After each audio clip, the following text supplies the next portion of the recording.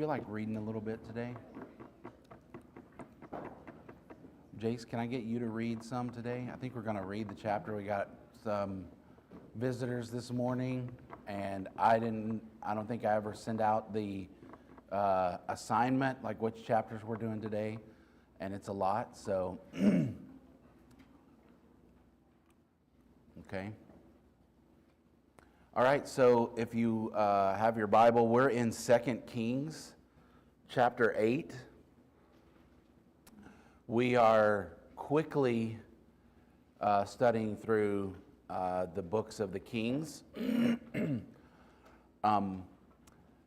What are some high-level things that we've noticed so far? Some themes, some high-level themes that we've seen so far.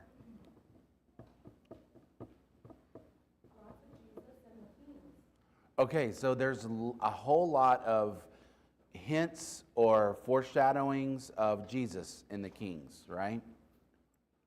Lots of little things that happen that kind of remind us of Jesus' life, death, and resurrection. I tried to warn them that this was not. Lots of God's warnings, right? Good. Lots of God's warnings.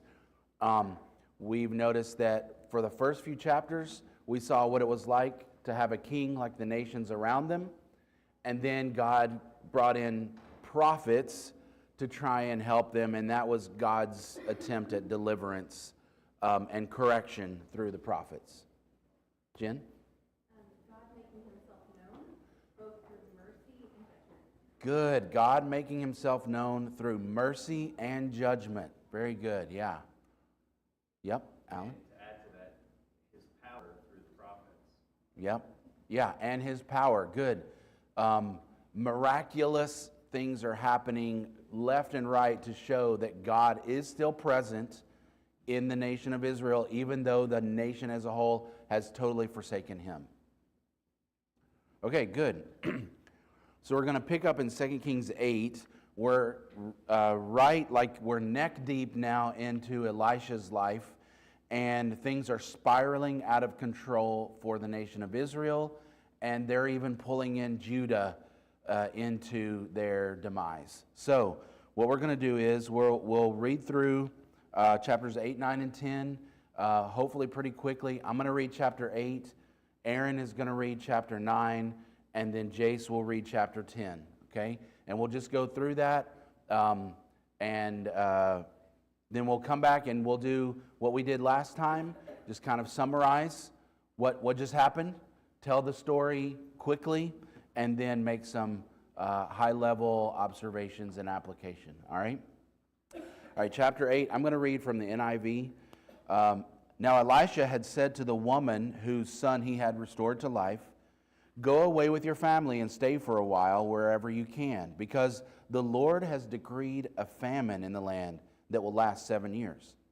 The woman proceeded to do as the man of God said. She and her family went away and stayed in the land of the Philistines 7 years. At the end of the 7 years, she came back from the land of Philistines, and she went to appeal to the king for her house and land. The king was talking to Gehazi, the servant of the man of God, and had said, "Tell me about all the great things Elisha has done." Just as Gehazi was telling the king how Elisha had restored the dead to life, the woman whose son Elisha had brought back to life came to appeal to the king for her house and land.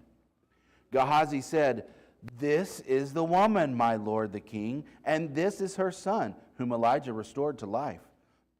The king asked the woman about it, and she told him. Then he assigned an official to her case and said to him, "Give back everything that belonged to her, including all the income from her land from the day she left the country until now." Elisha went to Damascus, and Ben-Hadad, king of Aram, was ill. When the king was told, "The man of God has come all the way up here," he said to Hazael, "Take a gift with you and go meet the man of God. Consult the Lord through him and ask him, 'Will I recover from this illness?'" Hazael went to meet Elisha, taking with him as a gift 40 camel loads of all the finest wares of Damascus.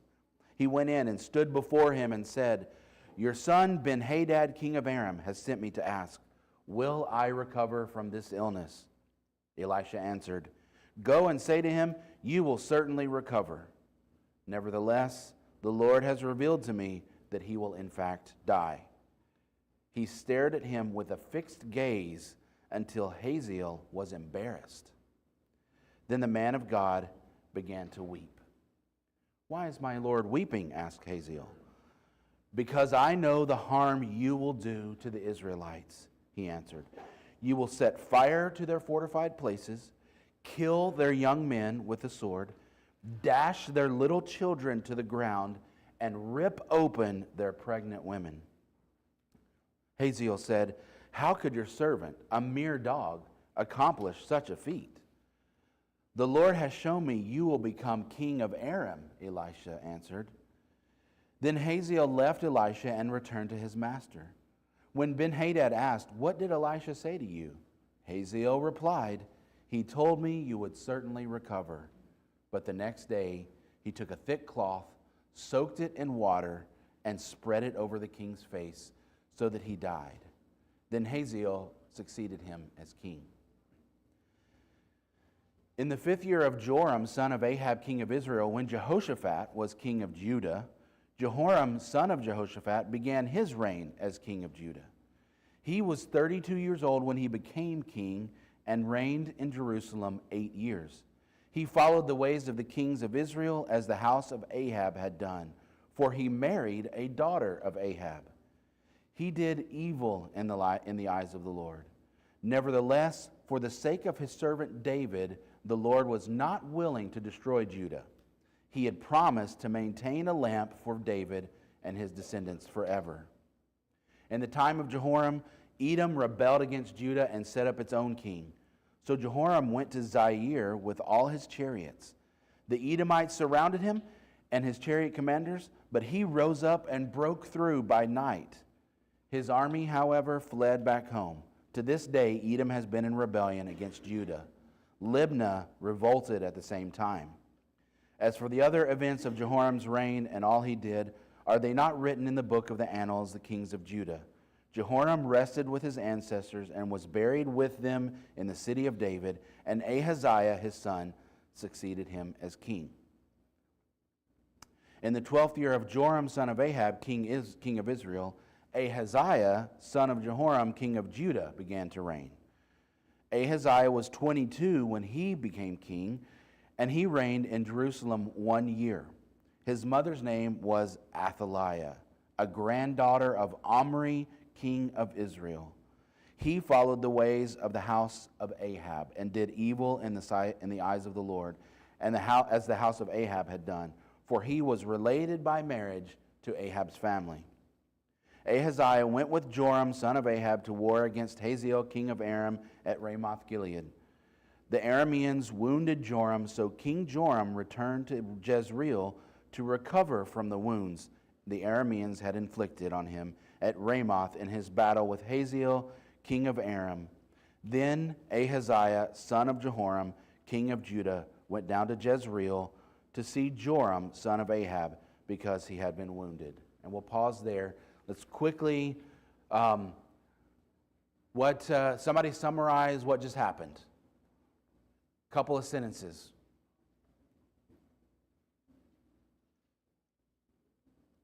The Shunammite woman's land was restored to her. Mm-hmm. Good. What else?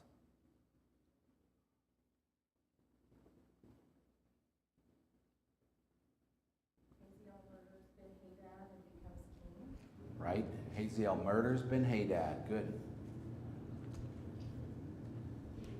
And then the last couple stories or last couple of summaries, what would you say about those? 2 kings of Judah.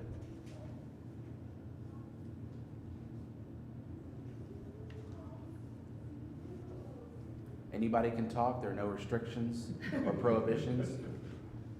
The quicker you answer, the quicker we can move on. 2 rough kings. 2 rough kings, right? Say that again. Yep. influenced by Ahab, right? Good. All right. So we'll continue. We'll do chapter 9, and then we'll do a quick summary of chapter 9, and then move on. Go ahead. Then Elisha the prophet called one of the sons of the prophets and said to him, "Tie up your garments and take this flask of oil in your hand and go to Ramoth Gilead. And when you arrive, look there for Jehu the son of Jehoshaphat, son of Nimshi, and go in and have him rise from among his fellows and lead him to the inner chamber. Then take the flask of oil and pour it on his head and say, 'Thus says the Lord, I anoint you king over Israel.' Then open the door and flee, do not linger." So the young man, the servant of the prophet, went to Ramoth Gilead. And when he came, behold, the commanders of the army were in council. And he said, "I have a word for you, O commander." And Jehu said, "To which of us all?" And he said, "To you, O commander." So he arose and went into the house, and the young man poured oil on his head, saying to him, "Thus says the Lord, the God of Israel, I anoint you king over the people of the Lord over Israel. And you shall strike down the house of Ahab your master, so that I may avenge on Jezebel the blood of my servants, the prophets, and the blood of all the servants of the Lord. For the whole house of Ahab shall perish, and I will cut off from Ahab every male, bond or free, in Israel. And I will make the house of Ahab like the house of Jeroboam, the son of Nebat, and like the house of Baasha, the son of Ahijah. And the dog shall eat Jezebel in the territory of Jezreel, and none shall bury her." Then he opened the door and fled. When Jehu came out to the servants of his master, they said to him, "Is all well? Why did this mad fellow come for you?" And he said to them, "You know the fellow and his talk." And they said, "This is not true. Tell us now." And he said, "Thus and so he spoke to me, saying, 'Thus says the Lord, I anoint you king over Israel.' Then in haste every man of them took his garment and put it under him on the bare steps, and they blew the trumpet and proclaimed, 'Jehu is king.' Thus Jehu the son of Jehoshaphat, the son of Nimshi, conspired against Joram. Now Joram with all Israel had been on guard at Ramoth Gilead against Hazael, king of Syria. But King Joram had returned to be healed in Jezreel of the wounds that the Syrians had given him when he fought with Hazael, king of Syria. So Jehu said, "If this is your decision, then let no one slip out of the city to go and tell the news in Jezreel." Then Jehu mounted his chariot and went to Jezreel, where Joram lay there. And Hazael and Ahaziah, king of Judah, came down to visit Joram. Now the watchman was standing on the tower in Jezreel, and he saw the company of Jehu, and he came and said, "I see a company." And Joram said, "Take a horseman and send to meet them, and let them say, 'Is it peace?'" So a man on horseback went to meet him and said, "Thus says the king, 'Is it peace?' And Jehu said, 'What do you have to do with peace? Turn around and ride behind me." And the watchman reported, saying, "The messenger reached them, but he is not coming back." Then he sent out a second horseman who came to them and said, "Thus the king has said, 'Is it peace?' And Jehu answered, 'What do you have to do with peace? Turn around and ride behind me." Again the watchman reported, "He reached them, but he is not coming back, and the driving is like the driving of Jehu, son of Nimshi, for he drives furiously." Joram said, "Make ready," and they made ready his chariot. Then Joram, king of Israel, and Ahaziah, king of Judah, set out each in his own chariot, and went to meet Jehu, and met him with the property of Naboth the Jezreelite. And when Joram saw Jehu, he said, "Is it peace, Jehu?" He answered, "What peace can there be, so long as the whorings and the sorceries of your mother Jezebel, are so many?" Then Joram reigned about and fled, saying to Ahaziah, "Treachery, O Ahaziah." And Jehu drew his bow with his full strength and shot Joram between his shoulders, so that the arrow pierced his heart, and he sank in his chariot. Jehu said to Bidkar, his aide, "Take him and throw him on the plot of ground belonging to Naboth the Jezreelite. For remember, when you and I rode side by side behind Ahab his father, how the Lord made his pronouncement against him. As surely as I saw yesterday the blood of Naboth and the blood of his sons, declares the Lord, I will repay you on this plot of ground. Now therefore take him up and throw him on the plot of ground, in accordance with the word of the Lord." And Ahaziah, the king of Judah, saw this. He fled the direction of Beth-Hagan, and Jehu pursued him and said, "Shoot him also." And they shot him in the chariot at the ascent of Gur, which is by Ibalim. And he fled to Megiddo and died there. His servants carried him in a chariot to Jerusalem and buried him in his tomb with his fathers in the city of David. In the 11th year of Joram, the son of Ahab, Ahaziah began to reign over Judah. When Jehu came to Jezreel, Jezebel heard of it, and she painted her eyes and adorned her head and looked out of the window. As Jehu entered the gate, she said, "Is it peace, you Zimri, murderer of your master?" And he lifted up his face to the window and said, "Who is on my side? Who?" 2 or 3 eunuchs looked out at him. He said, "Throw her down." So they threw her down, and some of her blood splattered on the wall and on the horses, and they trampled on her. Then he went in and ate and drank, and he said, "See now to this cursed woman, and bury her, for she is the king's daughter." But when they went to bury her, they found no more of her than the skull and the feet and the palms of her hands. When they had come back and told him, he said, "This is the word of the Lord, which he spoke by his servant Elijah the Tishbite. In the territory of Jezreel, the dog shall eat the flesh of Jezebel, and the corpse of Jezebel shall be as dung on the face of the field in the territory of Jezreel, so that no one can say, 'This is Jezebel.'" All right, good. So, lots happening there. This is, I think soap operas are jealous of this story. So what did you hear? Let's summarize that in just a couple sentences here. Elisha has Jehu anointed as king. Elisha anoints Jehu, good. And gives him the command to destroy Ahab's family. Yep, tells him to destroy Ahab. And things get bad for everybody that had been against God. Good, yep. And this was in Israel, the northern kingdom. Right, yep, good. I didn't hear what he said, but it's a fulfillment of 2 prophecies. Okay, it fulfilled 2 prophecies. He had said it was in Israel, the northern kingdom is where this is happening, specifically Damascus and Samaria and Jezreel, right? Good, so several prophecies are fulfilled here. Some hints of prophecies, good. The story where they send the messengers out over and over again Yep. reminds me of the story that Jesus told of the when he sends his son to the vineyard. Oh, yeah, He sends right, the messengers over and over to the vineyard, and they keep killing them. right, So right, good. that might be application. Yeah, well, it also reminds me of when they went to, when the king sent to Elisha, and yeah, it was Elisha with 50 men, and God consumed them with fire. He sent another 50, God consumed them with fire. And then the third guy was like, "Okay, please don't consume me with fire. I come in peace." Okay, all right. And so, what else? Anything else from chapter 9 that, so summarize the end there. Jezebel gets hers. Jezebel gets her just, what's that phrase? Just desserts? Okay, right. Yeah, okay, People continue to be shocked. right, Even though the prophets are speaking and things are happening, and we do the same thing. right, We do the same thing, but they come to, and they're like, "Is this peace? Why would it be peace? yeah. Why would it be peace? The way that they're living and the way they're acting." Mm-hmm. Yeah, let's see. The way that the NIV words it is, what do you have to do with peace?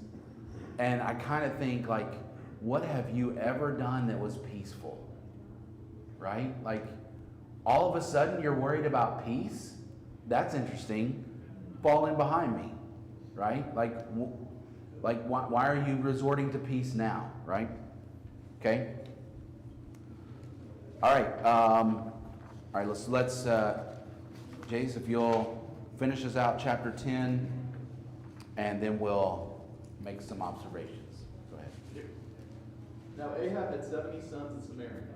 So Jehu wrote letters and sent them to Samaria, to the rulers of the city, to the elders, and to the guardians of the sons of Ahab, saying, "Now then, as soon as this letter comes to you, seeing your master's sons are with you, and there are with you chariots and horses, fortified cities also and weapons, select the best and fittest of your master's sons, and set him on his father's throne, and fight for your master's house. But they were exceedingly afraid, and said, Behold, the two kings could not stand before him. How then can we stand? So he who was over the palace, and he who was over the city, together with the elders and the guardians, sent to Jehu, saying, We are your servants, and we will do all that you tell us. We will not make anyone king. Do whatever is good in your eyes. Then he wrote to them a second letter, saying, If you are on my side, and if you are ready to obey me, take the heads of your master's sons, and come to me at Jezreel tomorrow at this time. Now the king's sons, 70 persons, were with the great men of the city, who were bringing them up. And as soon as the letter came to them, they took the king's sons and slaughtered them, 70 persons, and put their heads in baskets and sent them to him at Jezreel. When the messenger came and told him, They have brought the heads of the king's sons, he said, Lay them in 2 heaps at the entrance of the gate until the morning. Then in the morning, when he went out, he stood and said to all the people, You are innocent. It was I who conspired against my master and killed him. But who struck down all of these? Know then that there shall fall to the earth nothing of the word of the Lord, which the Lord spoke concerning the house of Ahab, for the Lord has done what he said by his servant Elijah. So Jehu struck down all who remained at the house of Ahab in Jezreel, all his great men and his close friends and his priests, until he left him none remaining. Then he set out and went to Samaria. On the way, when he was at Beth-Eked of the shepherds, Jehu met the relatives of Ahaziah, king of Judah. And he said, Who are you? And they answered, We are the relatives of Ahaziah, and we came down to visit the royal princes and the sons of the queen mother. He said, Take them alive. And they took them alive and slaughtered them at the pit of Beth-Eked, 42 persons, and he spared none of them. And when he departed from there, he met Jehonadab, the son of Rechab, coming to meet him. And he greeted him and said to him, Is your heart true to my heart as mine is to yours? And Jehonadab answered him, It is. Jehu said, If it is, give me your hand. So he gave him his hand, and Jehu took him up with him into the chariot. And he said, Come with me, and see my zeal for the Lord. So he had him ride in his chariot, and when he came to Samaria, he struck down all who remained to Ahab in Samaria, till he had wiped them out, according to the word of the Lord that he spoke to Elijah. Then Jehu assembled all the people and said to them, Ahab serves Baal a little, but Jehu will serve him much. Now therefore call to me all the prophets of Baal, and his worshippers and all his priests. Let none be missing, for I have a great sacrifice to offer to Baal. Whoever is missing shall not live. But Jehu did it with cunning in order to destroy the worshippers of Baal. And Jehu ordered, Sanctify a solemn assembly for Baal. So they proclaimed it. And Jehu sent throughout all Israel, and all the worshippers of Baal came, so that there was not a man left who did not come. And they entered the house of Baal, and the house of Baal was filled from one end to the other. He said to him who was in charge of the wardrobe, Bring out the vestments for all the worshippers of Baal. So he brought out the vestments for them. Then Jehu went into the house of Baal with Jehonadab, the son of Rechab, and he said to the worshippers of Baal, Search, and see that there is no servant of the Lord here among you, but only the worshippers of Baal. Then they went in to offer sacrifices and burnt offerings. Now Jehu had stationed 80 men outside and said, The man who allows any of these whom I give into your hands to escape shall forfeit his life. So as soon as he had made an end of offering, the burnt offering, Jehu said to the guard and to the officers, Go in and strike them down. Let not a man escape. So when they put them to the sword, the guard and the officers cast them out and went into the inner room of the house of Baal. And they brought up the pillar that was in the house of Baal and burned it. And they demolished the pillar of Baal, and demolished the house of Baal, and made it a latrine to this day. Thus Jehu wiped out Baal from Israel. But Jehu did not turn aside from the sins of Jeroboam the son of Nebat, which he made Israel to sin. That is, the golden calves that were in Bethlehem and Dan. And the Lord said to Jehu, Because you have done well in carrying out what is right in my eyes, have done to the house of Ahab according to all that was in my heart, your sons of the 4th generation shall sit on the throne of Israel. But Jehu was not careful to walk in the law of the Lord, the God of Israel, with all his heart. He did not turn from the sins of Jeroboam, which he made Israel to sin. In those days the Lord began to cut off parts of Israel.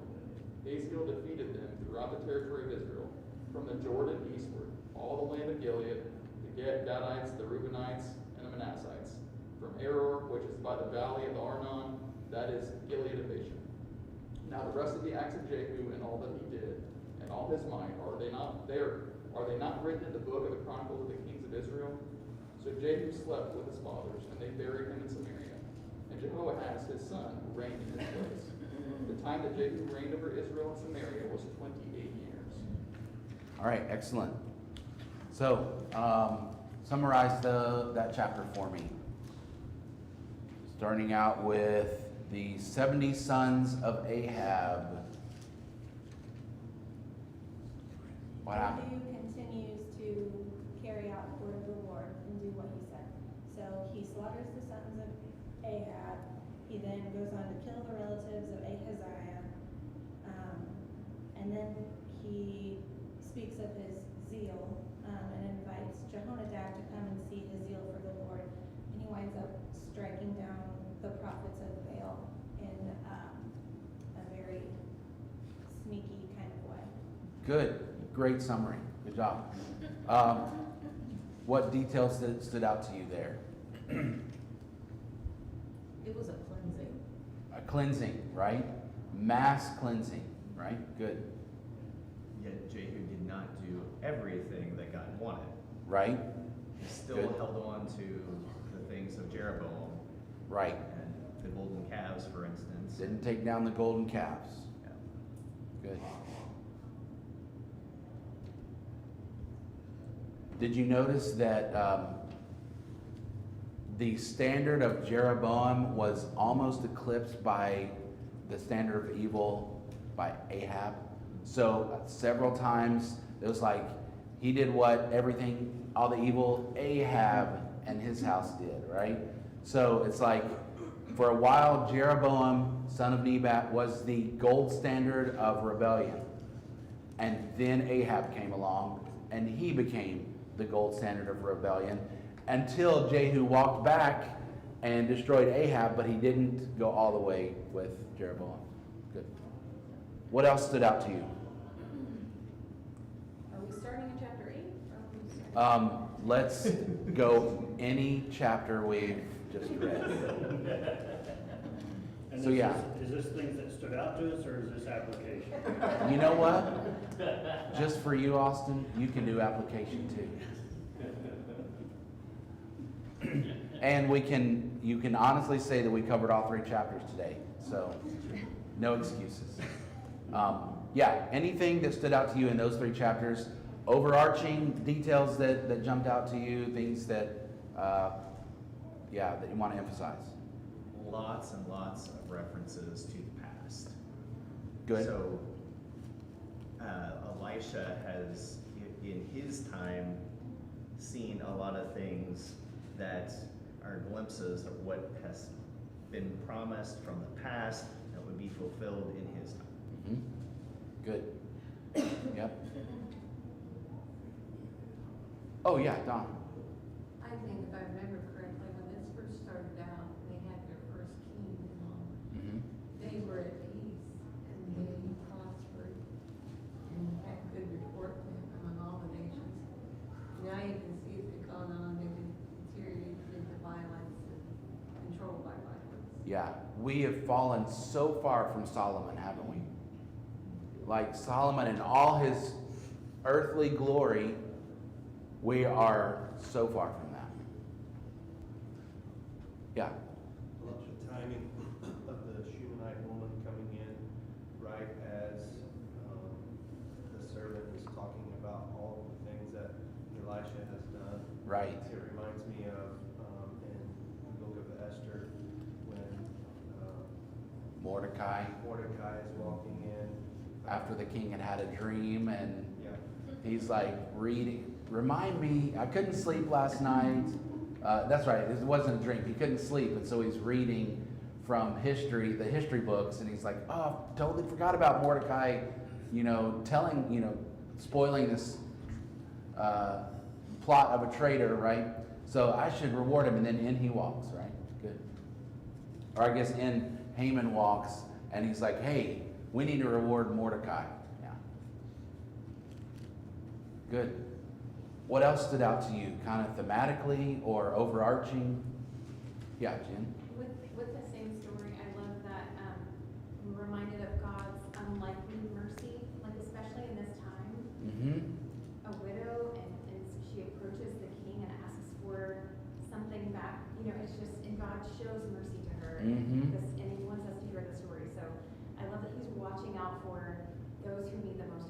Right. And this is the widow that prepared a little place for Elisha when he was in town. It started there, showing him hospitality, respecting him as a man of God, and look how far her faith is rewarded. So someone pointed out that this famine was in Israel, but not Philistia. Right? So that's not like North America versus Africa. That's like I don't know the proximity, but that's like there's a famine in Indianapolis, but not in Danville. Right? So it is so localized, it had to be from God. Like there's a cloud over here raining on someone, and then over here nothing, right? And you're like, what's happening here? So clearly an act of God. What else stood out to you?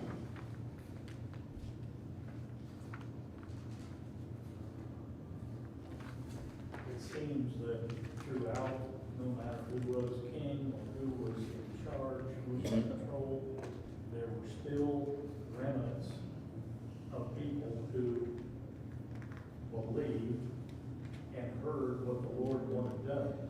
And they would refer back to it from time to time. Right.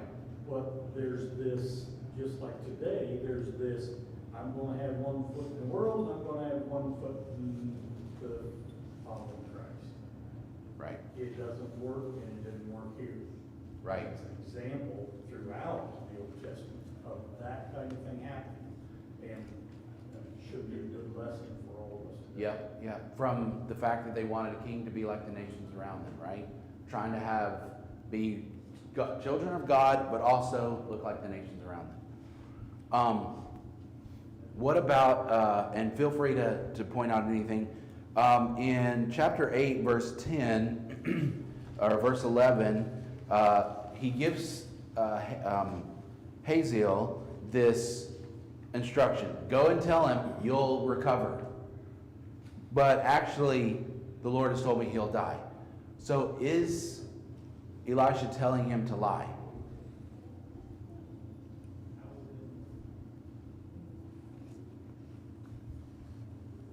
Why and why not? I didn't remember this story. Mhm.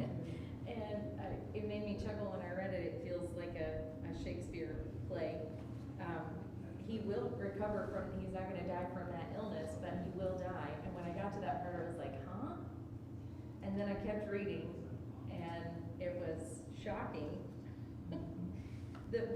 He stares at him with a fixed gaze until he's embarrassed, and I just played that scene out in my head as I was reading it. It's just so funny.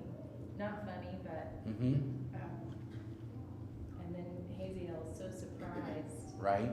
To Elisha at what's gonna happen, and then goes and fulfills. Right, exactly yeah. what Elisha has prophesied. Yep. So you said, what Shakespeare did that remind you of? It is just kind of in general, a Shakespeare plot line Yeah. or a tragedy, but specifically Yeah. Macbeth. Yeah. Anybody? Yeah. The Ides of March, right? And he prophesies, you're going to be King Macbeth, and then Macbeth kills the king and becomes king. What a coincidence that he did that, right? So that's really what happened here, right? He says, you will surely recover, which I think was probably true of his illness. He would have recovered, but you're going to kill him, right? But actually he's going to die, and you're going to become king. And then Hazael goes and fulfills that prophecy, right? In verse 11, it says, the man of God began to weep after this long stare. What was that about? He knows the harm he's gonna do to the Israelites, and it's So heinous, yeah. Does that remind you of anything? Anybody weeping? Jesus wept over Jerusalem. Right, Luke 21. Why did he weep? Because he knew the destruction that was coming. So, again, here's just a little foreshadowing of a Jesus figure, right? Elisha is weeping over the destruction of the evil and wicked people. God judging and punishing evil people, but the man of God weeping over that destruction. Mitch? So much of my early years studying, I would always see Second Kings as like history, like Scripture's giving me history. And I think one of the things that we see even within this story, like Jehu reigned for 28 years. Like we don't have 28 years of information of his reign. Right. There's a story that they're trying to tell. And I think the story that we're supposed to see from this is, we thought there was this great thing, but something was lacking. We thought that there was this great thing, but something was lacking. You'll see this all through Kings. And I think that even at the end, it's still left with this, man, we're lacking something. And it's pointing to Jesus, who is not going to lack anything. Right, yeah. And yeah, it starts with David and Solomon, right? Like, or I guess Saul. I mean, that's just the trend, right? You think Solomon is as close as you can possibly get to a Messiah, but then he falls, right? Like all the glory, all the wisdom, all the fame of a king and a Messiah, but he falls short, right? And that cycle just trends, and it's kind of doing this as we go bottom out. Okay, good, yeah. Going back to Hazael and Benadad, so I'm struck this go around of going through this of how much the other nations around Israel and Judah are either influencing them or they're being influenced both ways. So you see now Syria and Edom being talked about here. We've talked about Moab. We continue to talk about Syria. It just is Right. this ongoing relationship that they have, not unlike any other nations that we're around, right? Right, yeah. And if you think of this really high level, what did God want from Israel? At a really high level. Wanting to demonstrate his glory, Right. to those that are around. Yeah, Israel should be a beacon that is shining because they are the children of God and blessed by God. But instead, like, they're giving great occasion of the enemies of the Lord to blaspheme God because of what's happening, right? Kind of that Romans 2, like you say that you're a teacher of the law, you say that you're doing all these things. Do you follow the law? Are you doing it? No, you're causing the enemies of God to blaspheme his name. But, yeah, go ahead. Sorry, to add to that, like the reliance and what Mitch was saying, what's missing is their full reliance on God. To show that glory, right? So they wanted kings, now they have kings, now they're becoming, back to Donna's comment, more like the world around them, less showing the power of God. You know, and then through these stories you can see how even at the end, right, he's doing all these great things, but he's either adding or he's taking away from what God wants him to. And so then he doesn't finish his life out with the will of God. So did he come to a realization and then he's stuck there because he had it figured out? But really he didn't have it figured out. Right. Really he was, you know, he's adding or taking away to the, you know, and what they're missing, you know, is Jesus. It's to truly rely on him and not add our own personal opinions to things, but you know, this is what we need. Yeah, So right. then relying on him showing the power of God. Yes. In Hosea 1, it says, the Lord said to Hosea, call him Jezreel, because I will soon punish the house of Jehu for the massacre at Jezreel, and I will put an end to the kingdom of Israel. And that day I will break Israel's bow in the valley of Jezreel. So Jehu is judged for the massacre at Jezreel? Like, even in his righteous indignation, following what God said, he had too much zeal and went beyond what God had said. Like, he heaped it, right? So, thought that was kind of interesting. There's probably 3 hours worth of study that we could do. There's so much in this. But, yeah, Jen, finish us out. Okay, the power of influence. So all of these influential kings, it even says that the sin of Jeroboam, which he caused Israel to commit. I mean, our power of influence is huge. Yes, yeah, and you definitely see that with these kings, their influence over the nation. Yeah, good. All right, well, thank you for that. We got through the material. So.